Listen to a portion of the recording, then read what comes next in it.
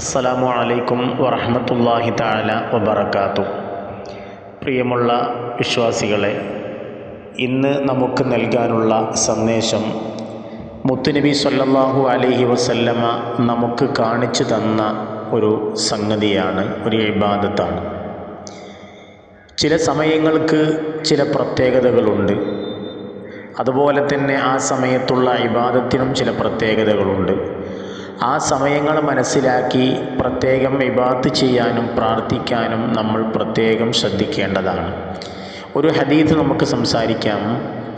മഹാനായ അബ്ദുല്ലാഹി ഇബ്നു സായിബ് റളിയല്ലാഹു അൻഹു റിപ്പോർട്ട് ചെയ്യുകയാണ്, അന്ന റസൂലുള്ളാഹി സ്വല്ലല്ലാഹു അലൈഹി വസല്ലം, നിശ്ചയമായി നബി സല്ലല്ലാഹു അലൈഹി വസല്ലമ കാന യുസല്ലി അർബഅൻ ബഅദ അൻ തസൂല ശംസ്, സൂര്യൻ മധ്യത്തിൽ നിന്ന് നീങ്ങിയതിന് ശേഷം ഫർളിൻ്റെ മുമ്പായി നബി സല്ലല്ലാഹു അലൈഹി വസല്ലമ 4 റക്അത്ത് നിസ്കരിക്കുമായിരുന്നു.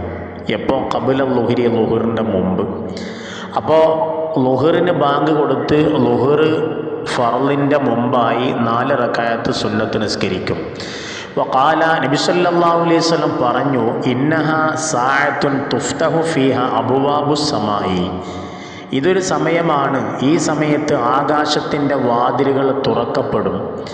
ഉഹിബ്ബു അൻ യസ്അദ ലി ഫീഹ അമലുൻ സാലിഹുൻ, ആ സമയത്ത് എനിക്ക് വേണ്ടിയുള്ള സൽക്കർമ്മങ്ങൾ അള്ളാഹുവിലേക്ക് കേറലിനെ ഞാൻ ഇഷ്ടപ്പെടുകയും ചെയ്യുന്നു.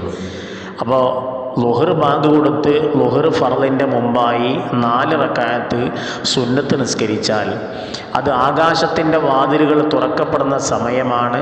അല്ലാഹു തആല അത് ഖബൂലാക്കും എന്നതിൻ്റെ അർത്ഥമാണ് മഹാനായ നബി സല്ലല്ലാഹു അലൈഹി വസല്ലമ നമുക്ക് പറഞ്ഞു തരികയും കാണിച്ചു തരികയും ചെയ്തിട്ടുള്ളത്. അല്ലാഹു തആല നല്ല നിലയ്ക്ക് ഇബാദത്ത് ചെയ്യാൻ നമുക്ക് തൗഫീഖ് നൽകി അനുഗ്രഹിക്കട്ടെ. അസ്സലാമു അലൈക്കും.